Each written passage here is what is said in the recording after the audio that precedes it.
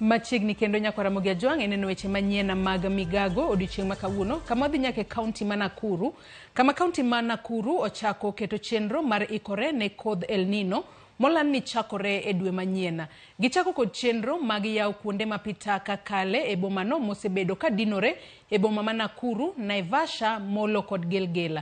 Jogo modak kuonde ma pi oula dare ji onyis mondo odar odhi kuonde mamoko mondo geng' masira maula keloga ka omed kaw kwa oganda owedino kuonde ma pi taka kale mani machiegni gi utegi. Kama kaunti ya Nakuru, under the leadership of the governor, tumeweza kuangalia njia zote za maji ambazo ziko na mitaro ambazo ziko, na tumeweza tuko na program ya kusafisha mitaro zote ili maji yaweze kupita.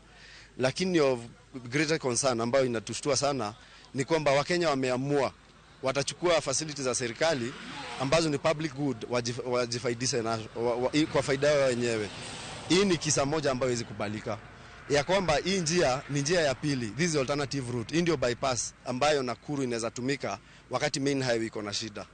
Watu yote ya Bahati na Subukia na kutoka upande ya Nyahururu na Nyeri, watu wanapita njia wakiingia town. Mkenya mmoja ameamua aharibu hii barabara na kufunga drainage.